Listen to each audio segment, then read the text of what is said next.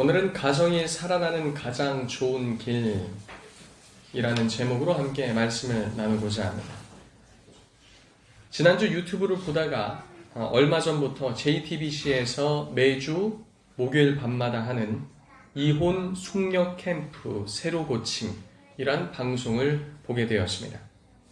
해당 프로에서는 위기의 부부들이 나와 자신들의 삶을 보여주고 양쪽 입장에서 말할 수 있는 모의 법정에 세워 자신의 억울한 입장을 말하기도 하고 또 변론해보기도 하고 또 배우자의 문제도 고발해보는 그런 모습도 보여주었습니다.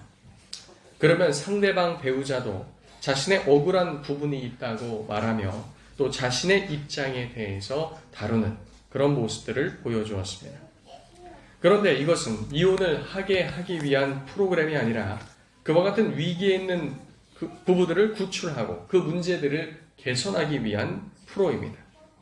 이혼 숙녀 캠프에 들어간 남편들은 남편들끼리 또 아내들은 아내들끼리 합숙을 하며 이야기도 하고 또 함께 모여 대화도 하고 부부들은 자신들의 문제를 놓고 전문가와 함께 상담 및 코칭도 받는 모습들이 나옵니다. 요즘 농구선수 서장훈 씨가 많이 예능에 나오죠. 부부들은 서장훈 씨에게 혼나기도 하고요. 또 그렇게 자신들의 문제점을 하나씩 알아가면서 고치는 과정들을 보여줍니다. 가정마다 정말 다양한 여러 문제들이 있는 것을 보게 되죠. 3가정 정도가 동시에 참여하는데요. 서로가 와 저렇게 어떻게 살지 하는 모습을 보다가도 또 다른 모습을 보면서 저 정도면 살 수 있겠다라는 이런 표현들도 나옵니다. 저마다 여러 모습들과 문제들을 보여주고 있는 것이죠. 그런데 그렇게 모습들과 여러 문제들이 있어서 같이 못 살겠다고 그곳에 나와도 서로를 향한 마음속에 애정이 있음을 발견하게 됩니다. 그러나 그런 애정이 잠깐씩 드러난다고 해서 그 가정이 화목하게 되거나 다툼이 그치지는 않는다는 겁니다. 회차마다의 모든 내용을 살펴보지 못했지만 그 과정을 보면서 아쉬웠던 것은 서로 사랑과 헌신 그리고 양보와 배려를 하면서 서로 아껴주는 마음 가운데 그 세월들을 보냈다면 그들의 가정은 더욱더 아름답고 인생은 더욱더 풍성했을 텐데 이런 생각이 들었습니다. 그런데 이런 연약한 모습은 정도만 다를 뿐이지 어느 가정에나 있는 것을 보게 됩니다. 그래서 오늘은 사랑장으로 유명한 고린도전서 13장의 말씀을 함께 살펴보면서 우리는 교회와 같이 부름받은 가정이 살 수 있는 좋은 길이 무엇인지 함께 살펴보았으면 합니다. 고린도전서에 소개된 고린도 교회는 정말 여러 문제가 있는 교회였습니다. 교회 안에는 분쟁이 있고 또 분열되었으며 서로를 판단하며 정죄하는 모습들이 있었습니다. 그들은 자신들이 더 잘났다고 하며 교만하였고 또 교회 안에서 무슨 문제도 있었는가? 성도들의 음행하는 문제도 있었습니다. 또 성도들은 서로 고발도 하였습니다. 부부 생활에 관련된 문제도 있었고 이혼에 관련된 문제도 있었습니다. 또 성도 신앙 양심과 믿음에 관한 문제도 있었고 자기 자신의 권리에 대해 절제하지 못하는 미성숙함도 있었습니다. 교회의 질서도 무너져 있었고 가정의 질서도 무너져 있었습니다. 그런데 놀랍게도 은사는 풍성했다는 겁니다. 그런데도 은사는 풍성했는데 그마저도 잘못된 동기에서 사용하고 있었다는 겁니다. 은사를 가지고 잘못 사용할 뿐만 아니라 그것으로 자신의 자랑을 삼고 자신이 더 대단한 사람인 양 착각하는 그 착각함과 교만함 또 그와 같은 은사 사용들로 인해 무너진 질서들 이런 내용들이 오늘 고린도전서 전반적으로 나옵니다. 고린도전서 후반부에는 성도들에게 부활에 대해서 다시 가르치며 부활 신앙에 근거한 삶을 살라고 사도 바울은 권고하고 마지막으로 기타 겉면들과 재차 방문할 것을 말하며 고린도전서 서신은 끝을 맺게 됩니다. 그 중에서도 오늘 본문 13장이 위치하고 있는 자리는 은사장이라고 불리는 12장과 14장 중간에 자리하고 있다는 겁니다. 사도 바울은 성령의 은사들을 한참 이야기하다가 멈춰서 가장 좋은 길을 너희에게 보이리라 라고 말한 뒤에 사랑에 대해서 이야기를 합니다. 사도 바울이 성령의 은사에 대해서 이야기하다가 갑자기 멈춰서 사랑에 대해서 이야기한 것은 이 모든 것이 은사를 비롯한 이 모든 신앙생활의 기초가 사랑이기 때문입니다. 신앙생활이라 함은 하나님을 섬기고 예배하는 것뿐만 아니라 우리가 가진 신학 가운데 나오는 모든 삶을 말합니다. 그러니 우리의 평소의 삶도 여기에 포함되어 있는 것이죠. 고린도전서 전체를 보면 이것이 놀랍게도 우리의 가정생활뿐만 아니라 우리의 직장생활 속에서도 그리고 우리의 모든 인간관계 속에서도 그대로 나타나는 문제임을 발견할 수 있는 겁니다. 이 고린도 교회, 초대교회라고 하는데 초대교회 중 한 교회인데 이 문제들 들어보니까 어떻습니까? 어마어마하죠. 어마어마하고 어질어질합니다. 그런데 이런 모습들이 정도의 차이만 있을 뿐 우리 모든 삶 속에 있다는 겁니다. 자, 그럼 성경이 말하는 가장 좋은 길이 무엇인지 오늘은 1절부터 3절까지만 살펴보도록 하겠습니다. 13장 1절은 먼저 방언의 은사에 대한 언급으로 시작됩니다. 고린도 교회 안에서 분쟁과 시기와 질투, 교만 등은 방언의 은사를 중심으로 나타났다고 신학자들은 추석합니다. 당시 고린도 교회 성도들은 천사들이 사용하는 말이 있다고 생각하였고 그것이 사람이 알아들을 수 없는 방언과 같다고 생각했습니다. 그래서 은사로서의 방언을 천사들과 천국의 언어라는 인식을 하였습니다. 방언을 하는 성도들은 자신들이 무엇인가 대단한 사람처럼 그로써 우월감과 교만한 모습에 빠졌던 겁니다. 너희들은 천사들이 하는 말을 할 줄 알아? 할 줄 모르지?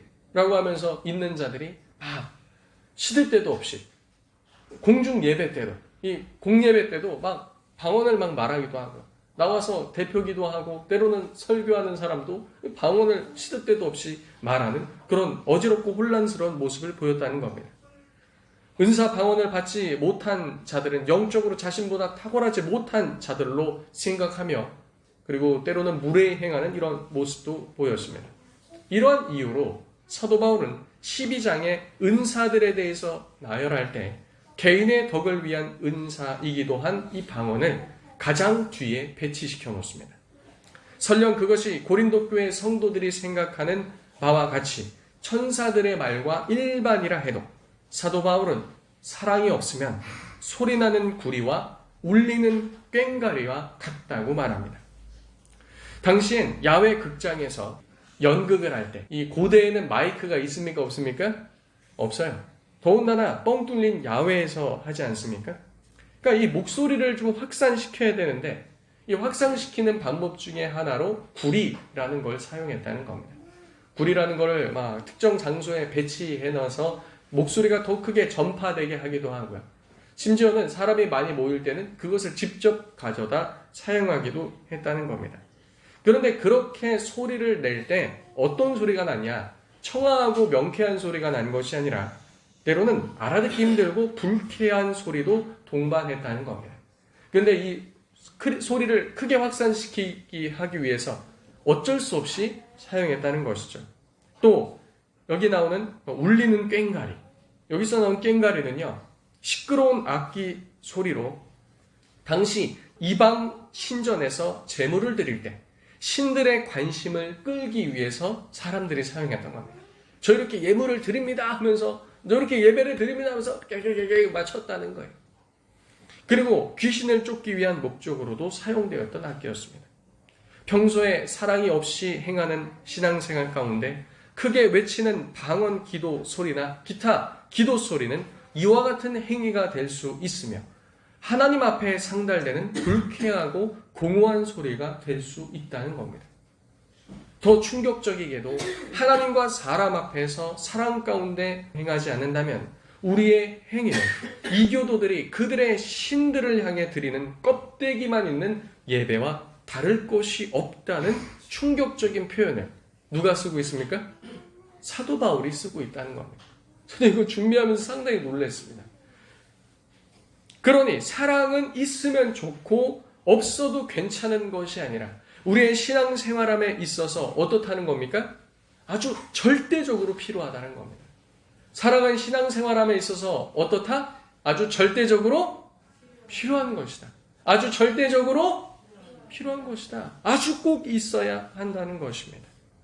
여기서 말하는 사랑은 단지 인간적인 사랑이 아니라 하나님의 사랑을 묘사하는 단어인 아가페가 사용됩니다. 이 아가페라는 용어에는 두 가지 뜻이 있다고 총신대 전 조직신학 교수이신 이상원 교수님은 그의 강해서에서 말합니다. 첫 번째 뜻은 호감을 받을 만한 조건을 갖추지 못한 어떤 사람을 호감을 받을 만한 조건을 갖춘 사람처럼 대한다는 겁니다. 그런데 이러한 개념은 타락한 세상에서는 찾아볼 수 없는 개념입니다. 우리는 보통 어떤 사람에게 호감을 갖습니까? 호감을 주는 사람, 나에게 호감을 표하는 사람, 호감형인 사람, 이런 사람에게 자연스럽게 호감을 주게 되지 전혀 비호감인 사람에게 자연스럽게 호감을 줄 수 없다는 겁니다. 두 번째로 아가페는 또 다른 뜻이 있는데 자기의 이익을 철저하게 희생시키고 철저하게 타인의 이익을 추구하는 태도라고 말합니다. 이 역시 타락한 사람이란 존재에겐 자연스럽지 않습니다. 우리는 성도라고 해도 자신의 눈앞에 있는 이익과 유익을 생각하는 것이 자연스럽습니다. 우리는 아무런 이유 없이 타인에게 자신의 이익을 절대적으로 희생시키면서까지 그렇게 대하지 않는다는 것이죠. 이웃을 생각한다 해도 어떻습니까? 적절한 선에서 생각한다는 거예요. 적절한 선을 베풀고 적절한 친절을 베풀지 나의 무엇인가를 깎아내면서까지 나를 절대적으로 희생시키면서까지 그렇게 하지 않는다는 겁니다. 다시금 이 두 가지 태도에 대해서 이상원 교수님은 그의 강의에서 이렇게 말합니다. 첫째 태도는 우리를 의롭다 하시는 하나님의 행동에 나타나고 있다는 것이죠. 우리가 하나님 앞에 섰을 때 우리 안에는 하나님이 인정해 주실 만한 어떠한 의로움도 없으며 온갖 불의들이 가득 차 있는 상태다라는 겁니다. 그러나 그리스도께서 우리의 죄를 대신해서 그 죄를 지시고 십자가에서 죽으셨다는 것과 그 복음을 듣고 믿는 자들에게 그리스도의 의를 통해 우리를 의롭다 하고 판단해 주실 때 이 모습이 누구에게서 나타난다? 하나님께서 나타난다. 하나님에게서 나타난다라는 거예요. 전혀 호감을 가질 수 없는 그와 같은 죄인에게 그와 같이 여기시는 하나님의 사랑. 둘째 태도는 예수님의 십자가의 죽으심에서 나타났다고 봅니다. 예수님께서는 죄가 없으신 분임에도 불구하고 죄인들을 구원하시기 위해 십자가에서 죽으셨습니다. 이것은 철저하게 자기의 희생과 타인의 유익을 구하는 행동 원리며 사람들을 위해 자기를 철저하게 희생하면서 우리를 구원하신 이 모습들, 이것은 인간 사회에서 나타나는 모습이라고 볼 수 없다는 겁니다. 그래서 그리스도로부터 택함을 입어 구원받은 성도들은 이제 어떻게 살아야 됩니까?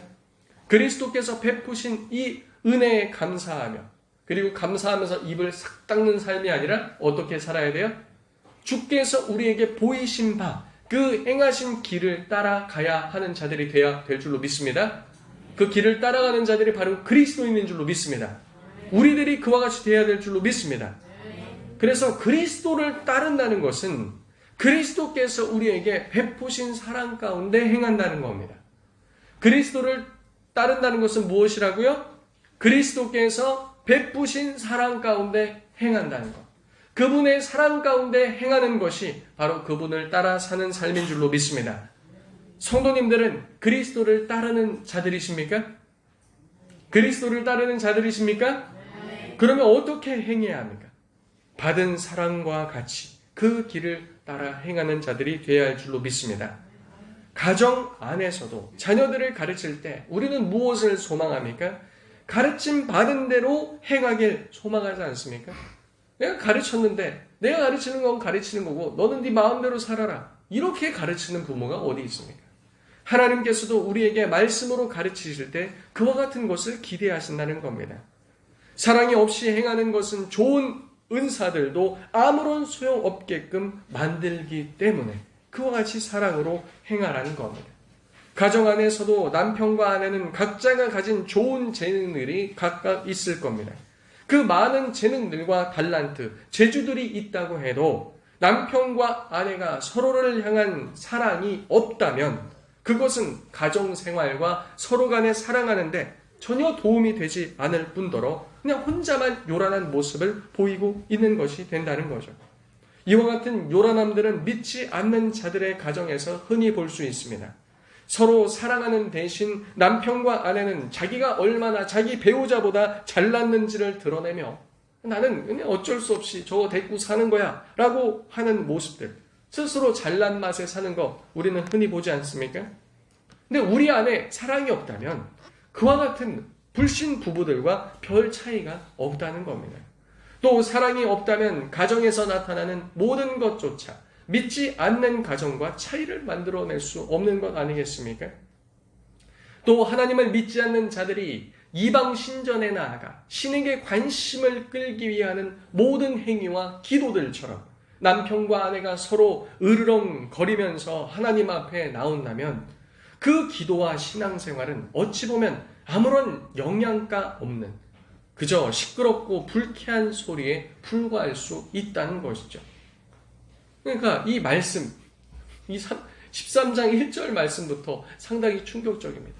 제가 다음 시간에 아마 말씀드리겠지만 사실 이 사랑장이라고 알고 있는 이것만 따로 떼서 우리는 볼 수 없고요.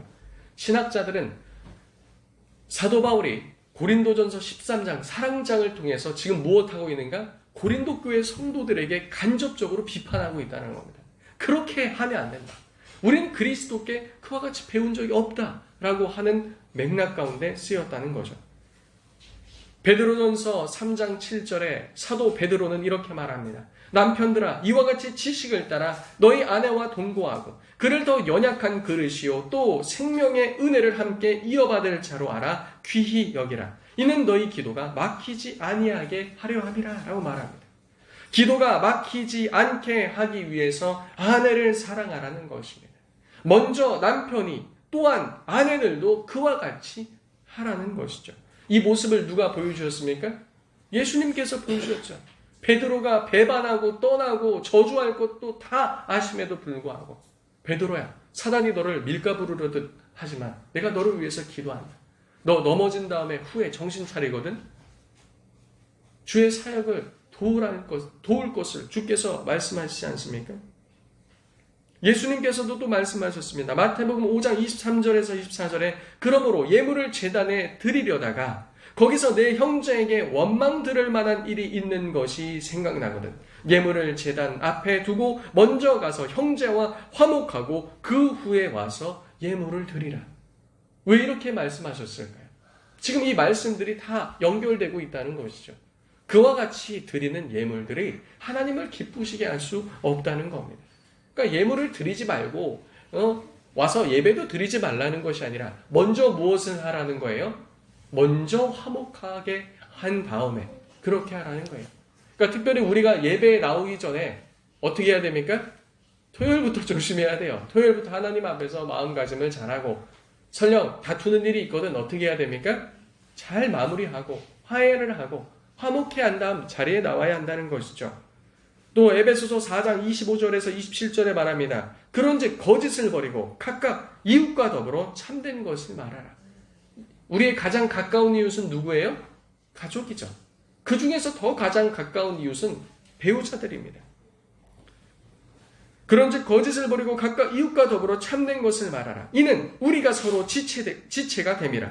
분을 내어도 죄를 짓지 말며 해가 지도록 분을 품지 말고 마귀에게 틈을 주지 말라라고 말합니다. 사람이기에 남편과 아내 간에도 다툴 수 있습니까? 없습니까? 있어요. 기분 나쁠 수 있습니까? 없습니까? 있습니다. 화낼 수 있습니까? 없습니까? 있어요. 그러나 그러한 상태를 계속 유지함으로 마귀에게 틈을 주지 말라는 것이죠. 분냄을 유지함으로 마귀가 틈을 타서 우리의 기도가 막히지 않게 하고 하나님 앞에 우리의 신앙생활이 헛되지 않게 하라고 예수님께서는 우리들에게 말씀하고 있는 겁니다. 아내가 호감을 받을 만한 어떤 조건을 갖추지 못한 상태라 해도, 남편이 호감을 얻을 만한 어떤 조건을 갖추지 못한 상태라 해도, 성경은 아내를 사랑하며 남편은 자기의 이익과 유익보다 철저하게 자신을 희생해서 아내의 유익을 생각하며 사랑하라고 말합니다. 아내들도 마찬가지죠. 남편이 연약하고 부족한 모습, 마음에 들지 않는 모습을 보인다 할지라도 남편을 존경하고 존중할 것을 성경은 말하고 순종하라는 겁니다. 그것을 통해서 우리에게 요구하시는 것은 무엇입니까? 그리스도께서 우리에게 하신 일을 배우라는 겁니다. 사람이 죄 가운데 있어서 호감 살만한 것도 없고 사랑받을 만한 것도 없고 아무것도 없다 할지라도 그리스도께서 그리 하신 것처럼 너희도 어떻게 하라? 배우라. 너희도 어떻게 하라? 배우라. 다 같이 너희도 어떻게 하라? 배우라는 거예요. 상대방이 완벽하면 사랑하기 얼마나 쉬워요. 그러나 그런 것은 예수님의 말씀에 따라 이방인들도 죄인도 세리도 그와 같이 하느니라. 그런 거 아니겠습니까? 그렇지 못한 상황 가운데도 순종하라는 것이죠. 그 순종함을 통해 우리는 그리스도를 더욱더 알아가고 닮아갈 수 있기 때문입니다. 신앙생활은 말씀 그대로 하는 것이지 기분과 느낌에 따라 하는 것이 아니기 때문입니다. 저렇게 하면은 기분이 나쁜데 내가 상대가 나를 기분 나쁘게 하니까 나는 그렇게 못하겠다. 아니요. 상대는 나한테 그렇게 해도 말씀이 이렇게 말씀하시니 난 어떻게 하겠다? 순종하겠다. 이것이 바로 우리들이 해야 될 일인 줄로 믿습니다. 사람들이 내가 십자가 지려고 이 땅에 왔는데 계속 저래? 기분 나빠서 십자가 못 지겠다. 이게 아니라는 거죠. 예수님은 그와 같이 하시지 않았기 때문입니다. 이것은 당연히 인간 본성에 거스르는 것이 될 수밖에 없습니다. 굳이 내가 왜 그렇게 해야 해? 라는 의구심이 불러올 수밖에 없으나 그것을 통해 그리스도께서 하신 일을 배우라는 겁니다. 이 모든 것을 통해 그리스도께서 우리에게 모든 것을 이미 보이셨고 가정에서 하라는 것이죠. 특히나 그리스도의 표상인 남편은 그대로 행할 하나님의 명령의 의무가 있습니다. 그럴 때 가정 안에서는 그리스도의 사역이 나타나며 그 복음의 영광이 찬란하게 드러나는 겁니다. 자, 이어서 사도 바울은 2절에 이렇게 말합니다. 다 같이 13장 2절 읽어보겠습니다. 시작! 내가 예언하는 능력이 있어 모든 비밀과 모든 지식을 알고 또 산을 옮길 만한 모든 믿음이 있을지라도 사랑이 없으면 내가 아무것도 아니요. 2절에 언급된 은사는 1절에 언급된 방언의 은사보다는 보다 더 타인을 위한 은사라고 할 수 있습니다. 사도 바울은 데살로니가전서 5장 19절에서 20절에 성령을 소멸하지 말며 예언을 멸시하지 말라고 말합니다. 또 고린도전서 14장에서도 방언보다 예언의 유익성에 대해서 말하고 있습니다. 14장 3절에서 4절 보시면 예언하는 자는 사람에게 말하여 덕을 세우며 권면하며 위로하는 것이요 방언을 말하는 자는 자기의 덕을 세우고 예언하는 자는 교회의 덕을 세우나니 라고 말합니다. 예언이 무슨 역할을 하는지가 오늘 본문에 잘 드러나고 있습니다. 사람에게 말하여 덕을 세우고 권면하며 위로하는 것이 예언이라고 말합니다. 13장 2절에 예언 뒤에 바로 나오는 말이 있는데요. 그게 뭡니까? 모든 비밀과 모든 지식에 대해서 나오고 있습니다. 자, 그래서 이 말씀이 말하는 예언은 말씀에 감춰진 비밀과 지식을 깨달아 아는 것을 말하는 겁니다. 그러니까 예언이라는 것이 그냥 미래일에 대해서만 말하는 것이 아니라 말씀에서 감춰진 신비인 그리스도를 더 잘 드러내는 사역, 이게 예언이라고 사도 바울은 말하는 겁니다. 또 산을 옮길 만한 믿음이라고 해서 사랑이 없으면 남에게 보다 유익을 줄 수 있는 이 은사도 아니라는 것을 말하는 부분도 생각해 봐야 합니다. 그러니까 아무리 성경에 대해서 잘 깨달아 알고 가르치고 이것을 통해서 사람을 살리고 권면을 하며 또 그 큰 능력을 통해서 산을 옮길 만한 믿음을 갖고 있다 할지라도 사랑이 없으면 무엇이다? 아무것도 아니라는 겁니다. 3일 전에 전 세계적인 치유 사역을 하였던 베닌 목사님이라는 분이 공개 방송을 통해 자신의 과거 예언 사역과 번영 사역에 대해 용서를 구하며 회개하는 일이 있었습니다. 개인적 회개는 2019년에 있었으며 며칠 전에는 유튜브 팟캐스트에 나와서 자신의 잘못을 고백하는 일이 있었죠. 그는 과거에 예언 사역도 하였으나 그가 말하기를 내가 한 것 중에 한 80%는 틀린 것도 많았고 실제로 하나님께로부터 왔다고 생각하여 말했으나 그것은 옳지 않았다라고 3일 전에 고백을 하였습니다. 그러니까 많은 환상도 보고 예언도 보고 하나님께로부터 받았다라고 하면서 말했는데 어떻다고요? 많이 빗나갔다. 그래서 그가 말하기를 이와 같은 사역을 할 때도 예언 사역을 할 때도 반드시 어디 테두리 안에서 해야 된다? 말씀이라는 테두리 안에서 권면하고 세워주는 것을 벗어나면 안 됐는데 자기가 실수를 했다라고 고백을 했습니다. 거의 20여 년이 넘는 20여 년이 뭡니까? 거의 50년의 사역 가운데 이와 같이 회개하면서 돌이킨 것입니다. 베닌 목사님은 현재 72세로 앞으로 십자가 복음을 증거하는 사역자로 기억되고 싶다고 이야기하였습니다. 그러면서 인용했던 말씀이 오늘 우리가 보고 있는 고린도전서 13장 2절이었어요. 여기서 말하는 이 본문은 말씀에 대해서 말하는 것이다.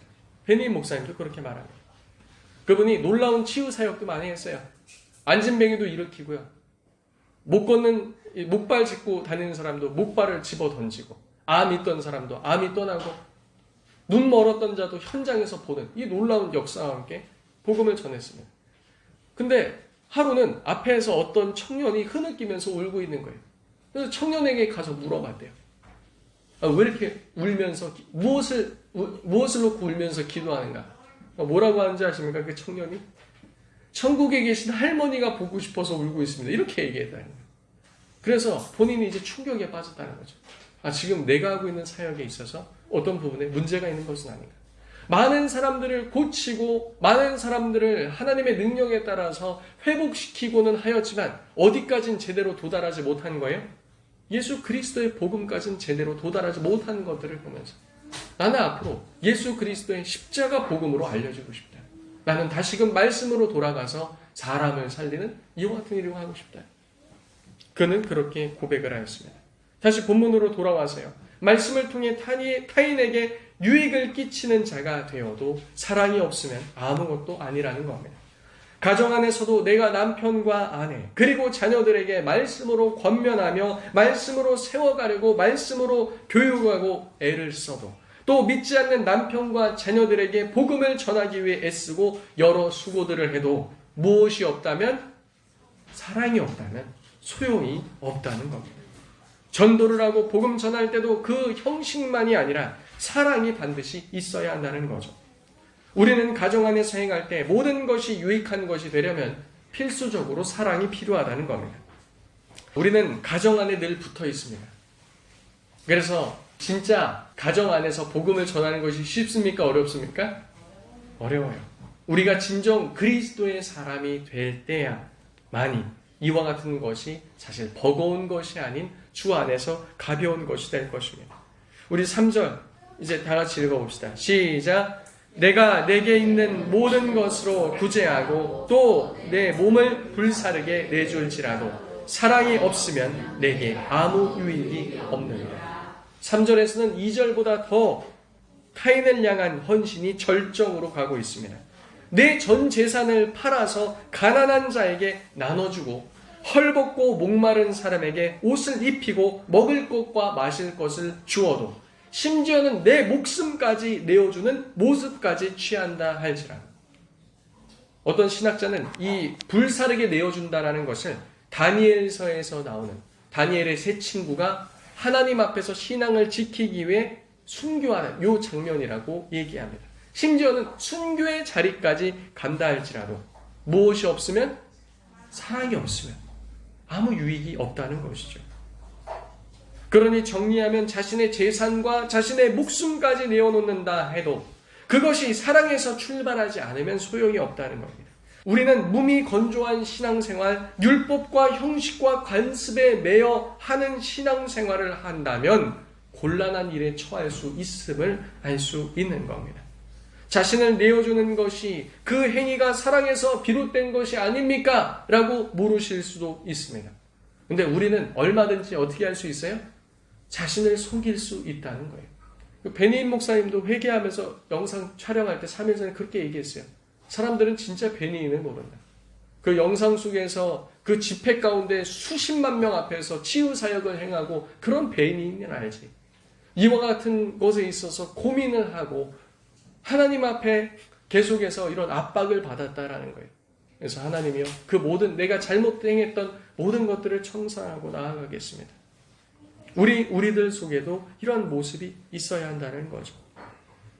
마가복음 10장 17절에서 22절은 말합니다. 예수께서 길에 나가실새 한 사람이 달려와서 꿇어 앉아 묻자오되 선한 선생님이여 내가 무엇을 하여야 영생을 얻으리이까? 예수께서 이르시되 내가 어찌하여 나를 선하다 일컫느냐? 하나님 한 분 외에는 선한 이가 없느니라. 내가 계명을 안 하니 살인하지 말라, 간음하지 말라, 도둑질하지 말라, 거짓 증언하지 말라, 속여 빼앗지 말라, 내 부모를 공경하라 하였느니라.